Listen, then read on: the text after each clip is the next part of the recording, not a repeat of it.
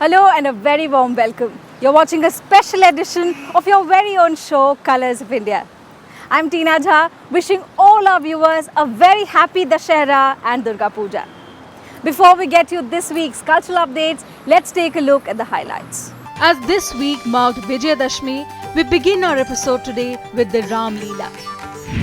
Next is a befitting tribute to Mahatma Gandhi on his 145th birth anniversary and remembering centennial Ghazal queen Begum Akhtar.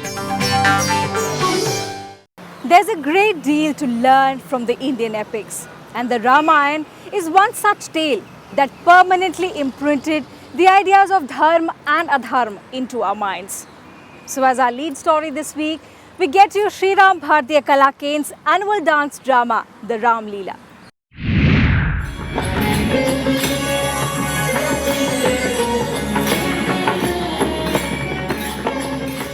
It was that time of the year again when the festive clarion calls upon its many devotees to relive the times of Raghukul as Shriram Bharatiya Kala Kendra returned with its 58th edition of Ram Leela.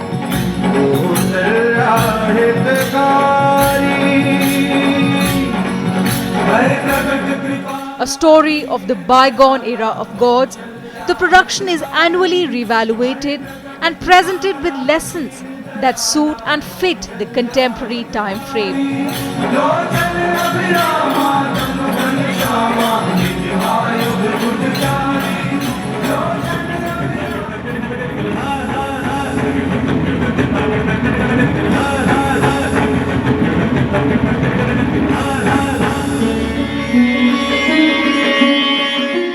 The journey of Ram is the journey of you, me, everyone. We always come across, say, people who tell us how enlighten the path for us. And just as maybe Ram enlightened the path for Ahilya, for Shabri, for so many others. And to me, Ramayana is a way of life. It's not a mythical story set in some bygone era. It's today, every day, moment by moment, we are living by it. We don't know the subtext of Ramayana. That is what we have incorporated in our Ramayana. Raghukul Reet Sada Chali Aayi, Pran Jaye Par Vachan Na Jaye. This verse still stands true in our land, as it is here where Lord Vishnu, in his 7th incarnation as Ram, taught the lessons of dharma and adharma.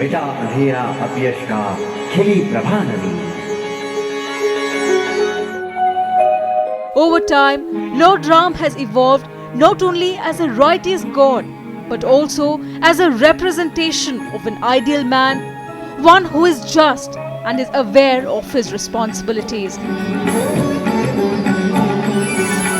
Raghupati सुन ज्ञान की बाता मानव एक भक्ति का नाता भक्तिहीन नर सोहे कैसे बिन जल होए बादल जैसे.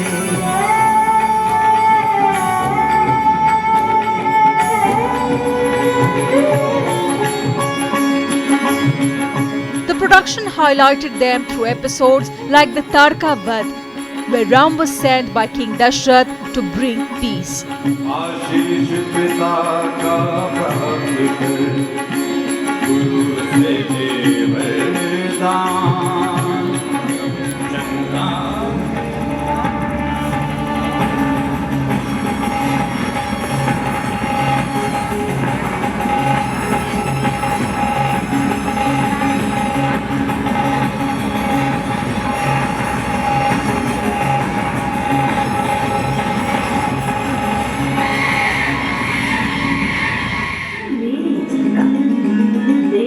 The greatest act of duty was when Ram follows his father's orders and accepts his fate of 14 years of banishment.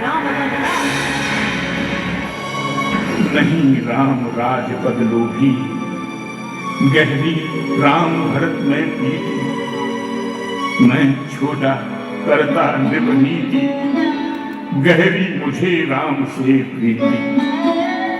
मांगो मांगो और बहुत कुछ मांगो, राम विरह में मुझे न मारो। राम शपथ के लिए तत्पर, मांग मांग कहा इस पर मत।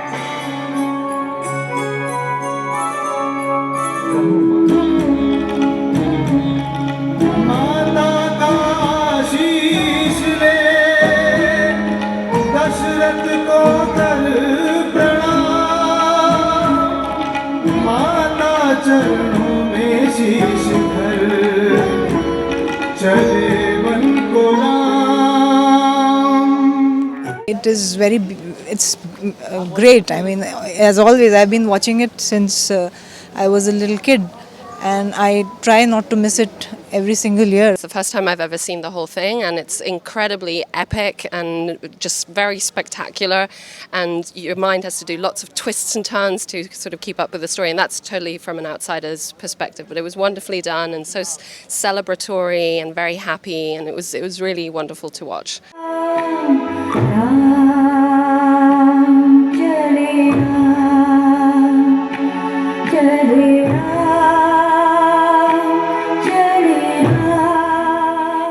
Through legendary episodes from the epic, the production bestowed light upon daily dilemmas of the heart.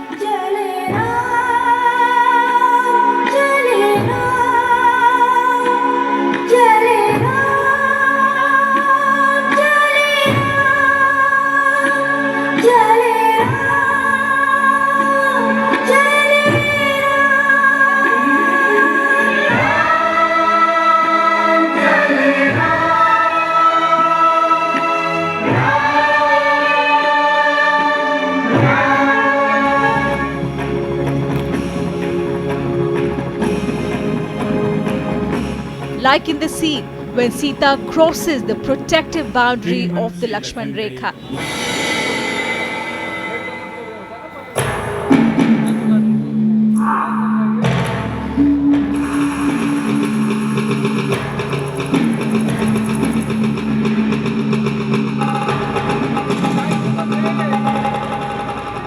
The line defines moral space and its limitations.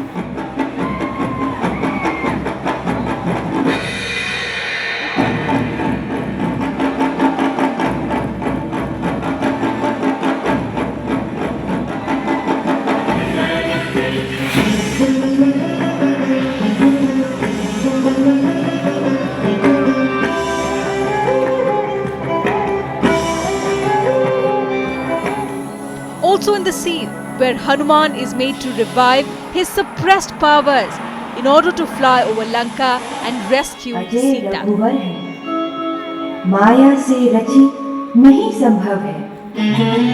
Ram दूत मैं मात जानकी, सत्य शपथ करुणा निधान की, मात मुद्रिका राम की लाया, प्रभु ने मुझे यहाँ बैठाया।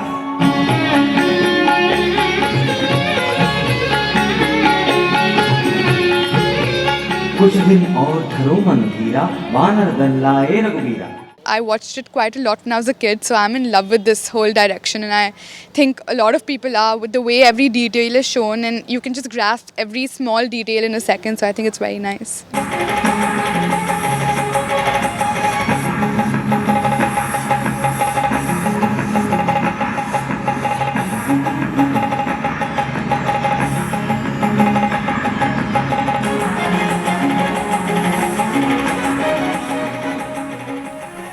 With exquisite stage props and impeccable lighting, the production was something that people await every year.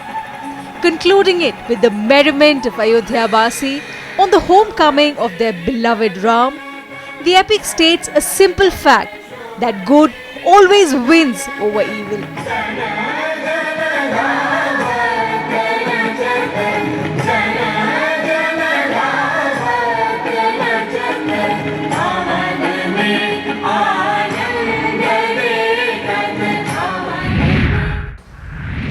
Beautiful as ever, this present-day Ram Leela, showcased by professional actors and trained choreographers, was a must-watch for many Delhiites. We hope you too enjoyed this version of the Ram Leela. And on that note, we slip into a very short break. Lots more coming up on the other side, so don't go anywhere. After the break, we get you performances from the new edition of the Lalit Arpan Festival, which marks the beginning of the cultural calendar of the year, so don't go away. Welcome back. Time now to take you to a festival that keeps alive the tradition of cultural performing arts. One that features original pioneers who have put our rich heritage onto the global stage. Well, music pioneers in Delhi had a chance to be present at one such platform. Let's join them.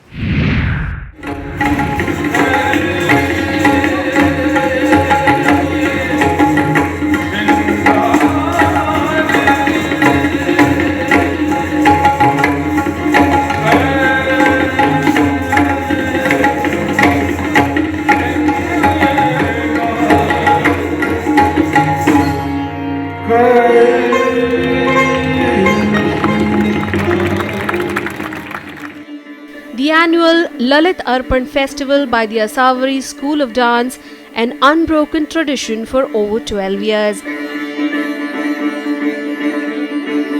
The festival was started by tabla maestro late Ustad Shafat Ahmad Khan and Padma Shri Shovana Narayan. The fiesta features torchbearers of classical music and dance.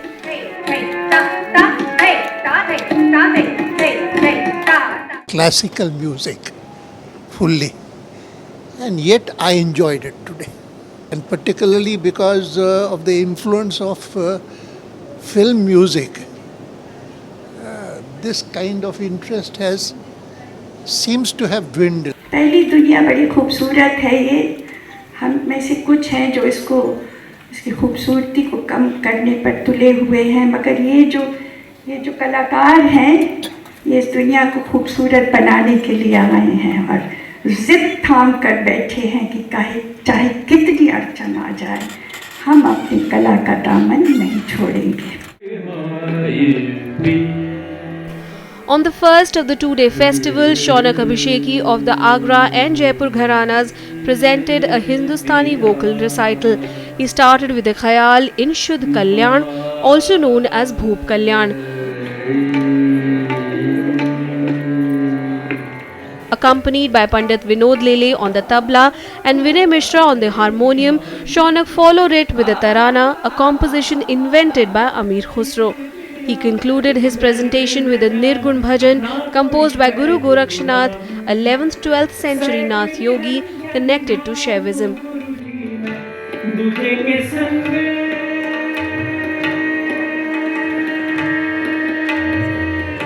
Indian classical music is a very important part of Indian culture.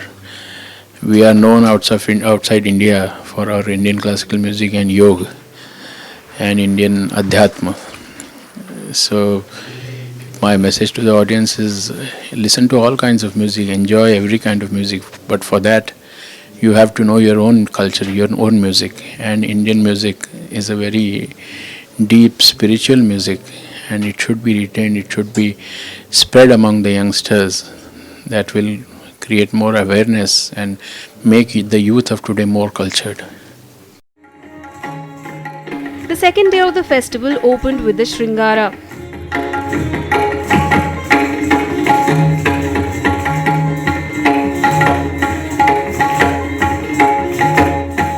That had a presentation by Vidushi Manju Mehta, a senior disciple of Pandit Ravi Shankar. Manju combined beauty, creativity and Indian classical music tradition in her presentation.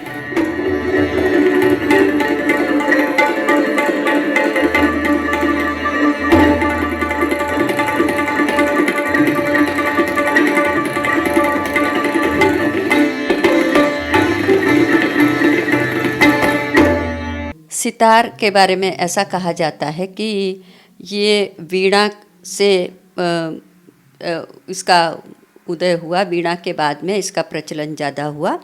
Sitar में ऐसे दो घराने हैं, एक मेरे गुरुजी पंडित रविशंकर जी और गुरुजी विलायत खां साहब के दो घराने खास माने जाते हैं. मैं मैहर घराने को बिलोंग करती हूँ और सितार ये जो अपना प्राचीन वाद्य है, इसको संभालना भी थोड़ा मुश्किल पड़ता है, और जो भी इंस्ट्रूमेंट सीखते हैं उनके लिए थोड़ा वोकल गाने का बेस बहुत ज़रूरी है।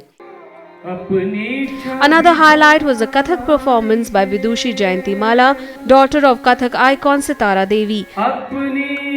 Jayantimala is among the top Kathak exponents from the Banaras and Lucknow Gharanas.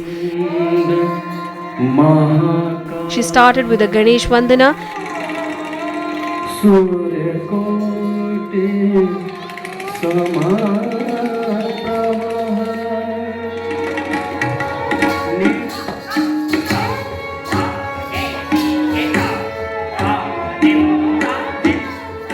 The second part of the performance was Paramparik Kathak, where the dance moves were made up entirely by a play of just the eyebrows and the eyes.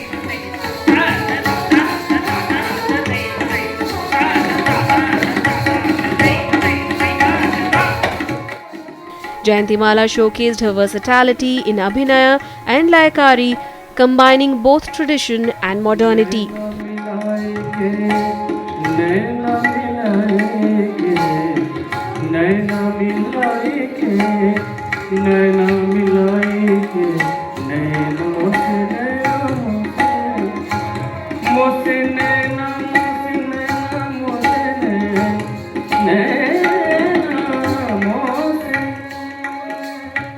दरअसल ये जो प्रथा है हमारी, जो classical जो मैंने किया कथक, वो मंदिरों की प्रथा,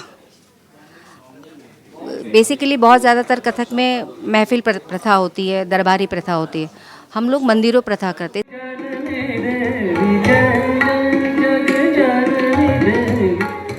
The concluding recital was another Kathak performance by Jayantimala's daughter Rishika Mishra. Rishika presented a Durga Stuti depicting the death of Shumbh and Nishumbh, the two asuras who confronted and were slain by Durga. The presentation showed just how well Rishika is shouldering the responsibility of carrying on her family tradition. An emerging artist, she has delivered many performances at various prestigious festivals.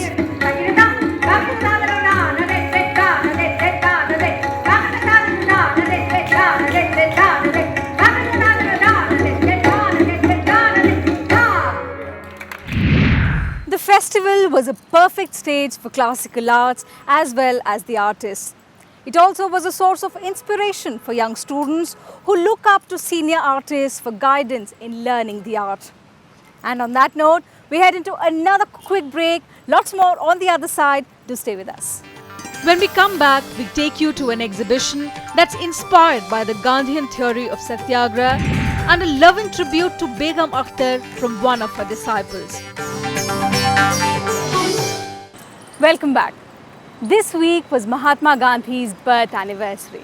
Coinciding with the occasion was an art exhibition that draws upon India's history and Mahatma Gandhi's Salt March.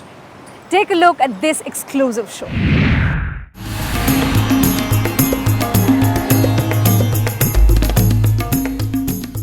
With her exhibition titled Salt, the Great March, artist Shelly Jyoti is trying to preserve the Ajrak technique of printing.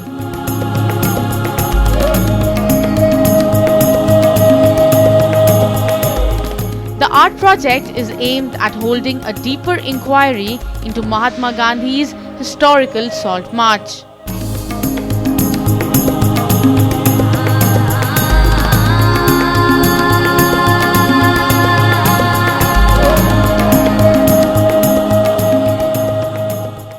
Ajrak means blue. Blue is derived out of the plant color and the dye. So how the blue color is used in our textile traditions, and that was my first reference in detail about Ajrak printing. One of the theory of Gandhiji, which is Swadharma, became very inspiring for me.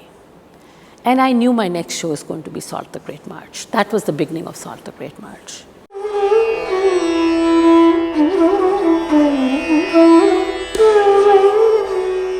The exhibition included a large variety of artworks based on the Gandhian principles of Swadharma and Sarvodaya. The focus is also on the Ajrak style of printing that uses textile printing and dyeing techniques.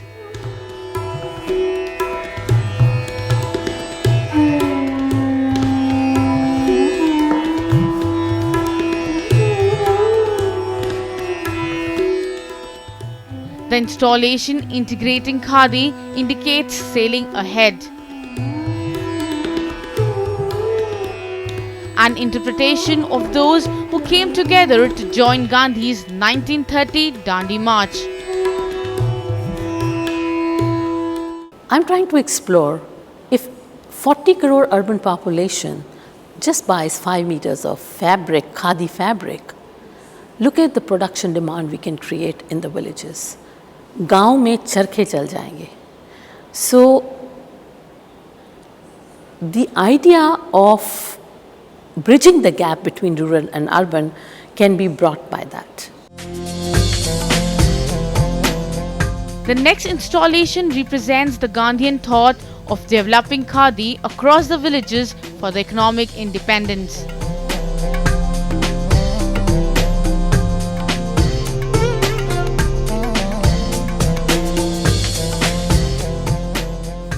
Shelley conveys the message of acceptability of Khadi in present times.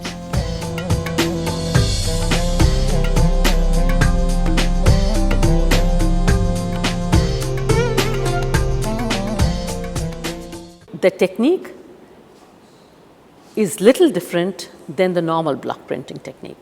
It's a reverse block printing technique. The first step is you are, of course, putting the fabric into camel dung, castor oil, and other stuff where you dip the fabric for 2-3 days into the solution, and then begins the printing process. The exhibit, Allow Me to Grow Without Fear, is a comment on the outlook of society towards its young girls and women. It represents the deepest fears of women in a male-dominated society.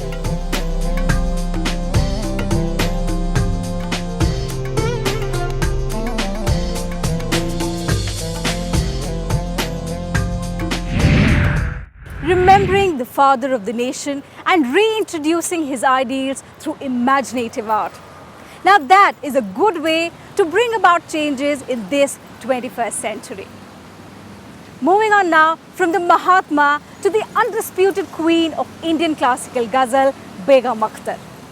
The legendary singer was recently remembered in Delhi through some rare melodic gems. Let's listen.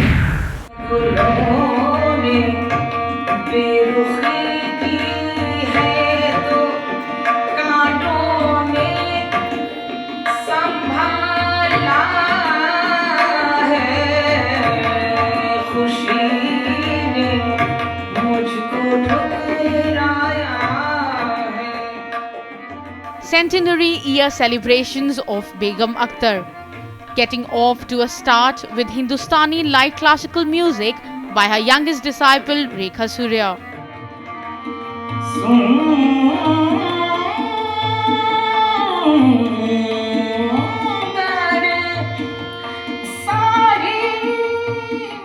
Rekha began with the Dadra, a musical poetry titled Sundar Sari. One of the few practitioners of the Lucknow Gharana, Rekha has tried to preserve the legacy of a legendary guru by giving concerts and lectures in India and abroad. 2014 is the centenary of my guru Begum Akhtar. So what I really want to do through this whole year that her centenary is being celebrated is to spread the idea of Rivaiti Ghazal Gaiki. I am trying to put forward her legacy, to carry it forward. The next to follow was a ghazal Hum Unke Na Wo Hamare Hain, evoking the sweetness of sorrow and separation.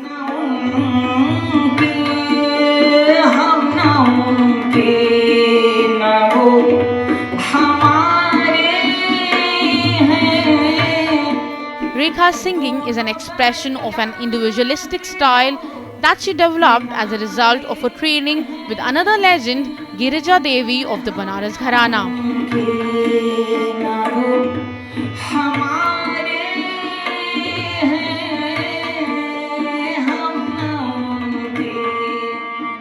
This show was amazing. Rekha ji is a very senior artist, and I believe she has got amazing voice. And it's really nice to come to this place. I think people like you and me, if we sensitize our friends and tell them what actual classical music is, probably they will understand what classical music and art forms are. I think they do not like it just because they do not see it.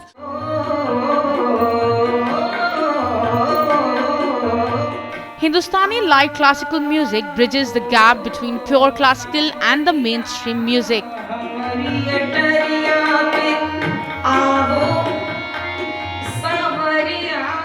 It is an attempt to appeal to both the expert and the layperson.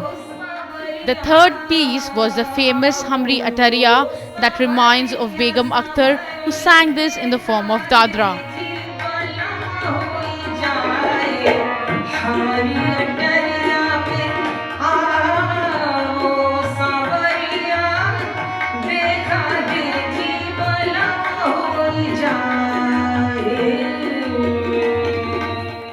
Oh, it was a very fantastic show, and I have been visited. I have visited this show for the first time, and it was a delight listening to her, and the way she was modulating her voice, and the songs, the ghazals that she sang. It was quite well. I mean, it was good to hear. The infusion of spirituality into an essentially romantic genre is a unique part of Rekha's collection. Next was a Thumri Riwaiti ghazal titled Khushi Ne Mujhko Thukraya Hai, a composition rarely heard these days.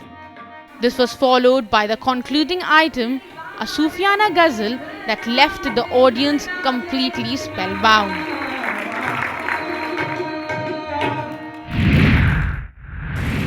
Rekha Surya's singing was an apt reflection of the virtuosity her illustrious guru Begum Akhtar was famous for.